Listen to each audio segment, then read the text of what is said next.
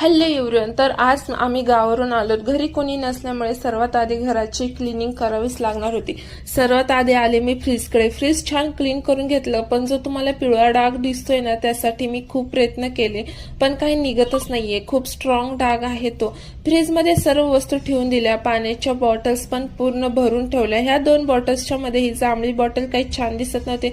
मग काय direct change केली, बॉटलच चेंज केली. नंतर माझ्या आईने मला बऱ्याच वस्तू दिल्या होत्या. माहेराहून लेक कधीच रिकाम्या हाताने येत नाही बरं का. म्हणजे अगदी पीठ पण मम्मीने मला गावावरूनच दळून दिले होते. आईचं प्रेम ते प्रेमच असते ना. म्हणजे अगदी पीठ, मीठ, मोहरी पासून ते गहू, ज्वारी, बाजरी, धान्यापर्यंत ती मला सर्व देत असते. चटणी वगैरे बऱ्याच वस्तू तिने मला दिल्या होत्या. मी त्या छान भरून ठेवल्या, कारण 12 महिने वापरायच्या वस्तू आहेत, त्यामुळे त्या छान कलेक्ट कराव्या लागतात.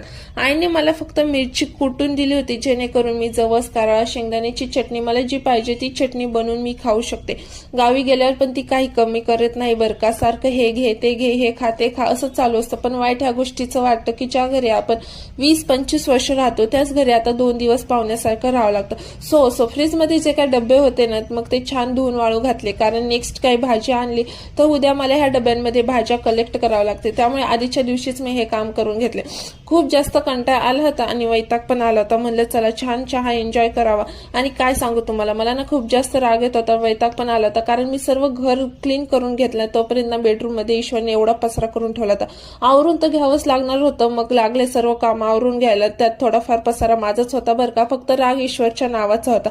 सर्व घर आवरून घेतल्यानंतर मला कंटाळा आल्यामुळे झोप काही येत नव्हती. म्हणलं चला काहीतरी आवडीचं काम करूया. आपल्या केकचे खालचे जे काही कडक पुष्टे असतात ना, ते मी खूप दिवसापासून सांभाळून ठेवले होते, काहीतरी यूज होईल म्हणून. मग आज मी त्याचं DIY करायचं ठरवलं. आणि शोची आर्टिफिशियल झाडं मी ऑनलाईन मागवली होती, ती किचनमध्ये ठेवण्यासाठी. असे काही DIY माझ्याकडे नव्हते. म्हणलं चला असं काही DIY बनवून घेऊया. आणि छान DIY बनवलं आणि ते बनवण्याच्या नादात मला खूप छान झोप आली.